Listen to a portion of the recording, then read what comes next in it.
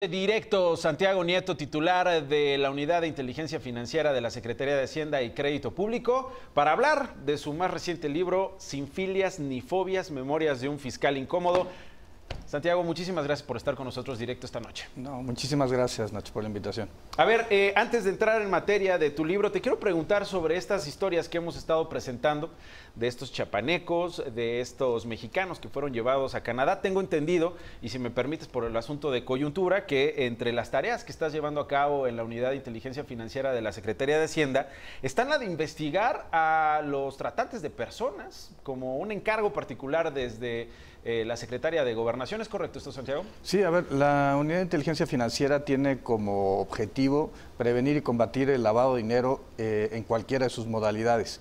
Y una de las modalidades que forma parte incluso de la Evaluación Nacional de Riesgo, que en 2019 tiene que volver a realizarse, la última que tenemos es del año 2016, es precisamente el tema de trata de personas. Creo que hay que ver este tema con toda la profundidad, con toda la seriedad, y lo hemos hecho a partir de dos dinámicas. Efectivamente, la Secretaría de Gobernación ha planteado la necesidad de que se investigue en el tema por tratarse de violaciones graves a los derechos humanos, y lo importante es empezar a visualizar cuáles son las modalidades de trata que se presentan en el país. Lo que hace la unidad es que tiene una base de datos muy importante, muy robusta, que se fortalece a partir de los avisos que dan el sistema bancario mexicano, y por otro lado lo que la ley denomina los sujetos obligados de actividades vulnerables, que son, por ejemplo, notarios, corredores, contadores públicos, abogados, etcétera, que pueden estar participando en alguna actividad susceptible de convertirse en un tema de lavado de dinero.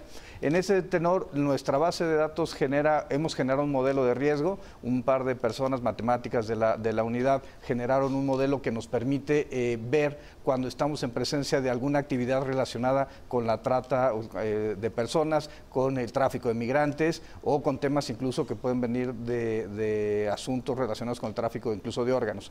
Y por otro lado tenemos otro mecanismo, que es la denuncia. Ya la denuncia sobre casos. Antes del otro mecanismo, perdón que te interrumpa, Santiago, ¿ya tienes en tu escritorio de la Unidad de Inteligencia Financiera este caso de Canadá? Ya tenemos varios casos a partir de la información que nos da el sistema financiero.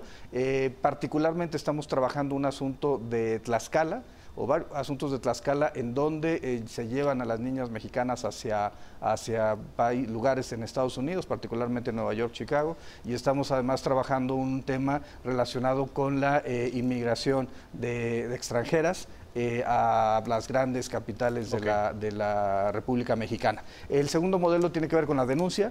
Organizaciones de la sociedad civil, grupos de académicos, incluso empresarios se han acercado a plantear temas vinculados con la trata de personas, y consideramos que, como tú lo mencionaste, se trata de temas de esclavitud moderna que tienen que erradicarse de nuestro sistema. Muy bien.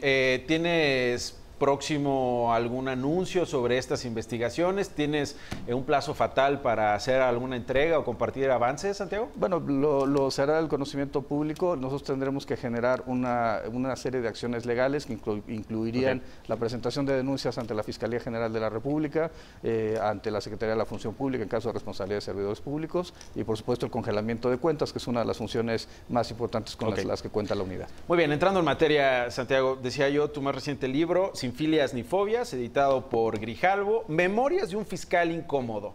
Fiscal incómodo, un fiscal electoral, un fiscal que se dedicó a investigar desvíos o presuntos desvíos de recursos a diversas campañas. Yo te preguntaría, Santiago Nieto, ¿incómodo para quiénes? Los nombres. Yo creo que para mi posición... qué bueno que me preguntas esto. Primero, ¿de dónde viene esta frase de fiscal incómodo? En realidad es una construcción de Genaro Villamil. Él lo puso en alguna ocasión en la revista Proceso, cuando vino un enfrentamiento fuerte con el Partido Verde Ecologista de México por allá de finales del año 2015.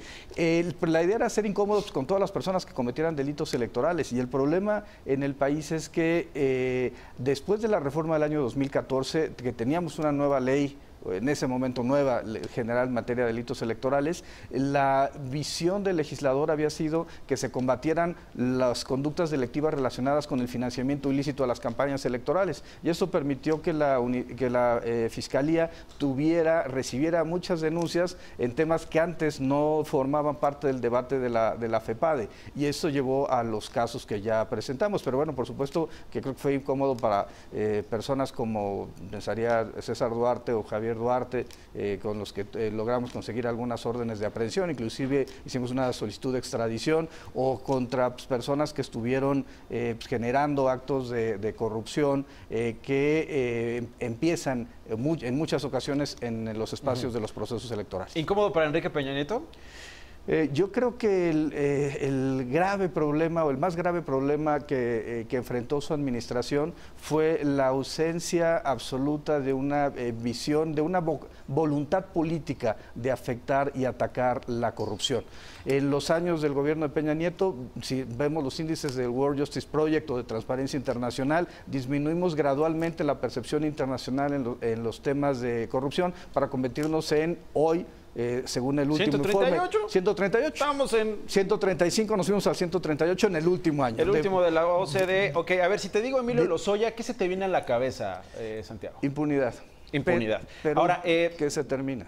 Esa es mi pregunta, porque hablas en este libro de un régimen corrupto, de un gobierno corrupto, particularmente la administración anterior, y pues precisamente por eso no debería de haber castigo en lugar de amnistía e impunidad. O explícanos esa cosa, porque hoy justamente estás en una oficina clave, importantísima para combatir ese tipo de delitos, oficina desde donde, por cierto, se fraguó tu despedida en el sexenio anterior. ¿No debería entonces no haber impunidad y hacer a un lado el asunto de la amnistía y dar con los responsables de estos delitos, Santiago? Sí, bueno, yo creo que incluso hoy el propio presidente de la República, el presidente López Obrador, mandó un mensaje muy claro. Dijo: se van a castigar los temas los temas del pasado, pero lo importante es sobre todo prevenir que para el futuro este tipo de conductas no se vuelvan a presentar, y es reconstruir una ética pública de la cual realmente carecimos durante la anterior administración.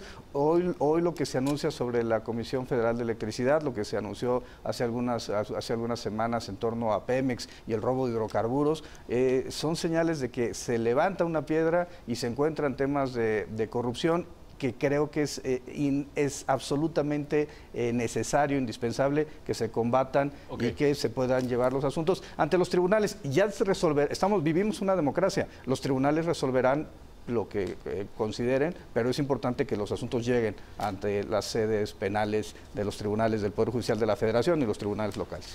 ¿La Unidad de Inteligencia Financiera de la Secretaría de Hacienda y Crédito Público sigue siendo para los enemigos? No, creo que hay que cambiar esa visión.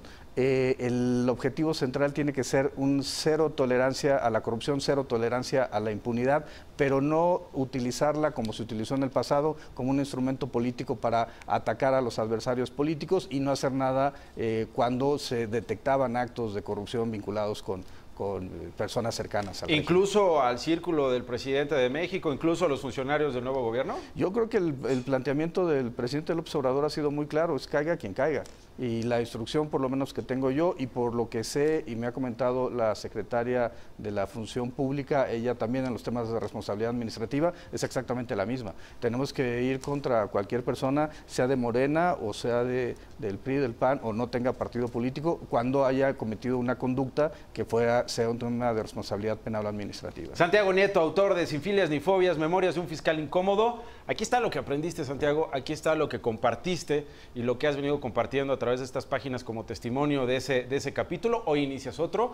Mucha suerte y ojalá y pronto veamos resultados, Santiago. Muchas gracias por estar en directo. Muchas gracias, Nacho. Voy a una pausa.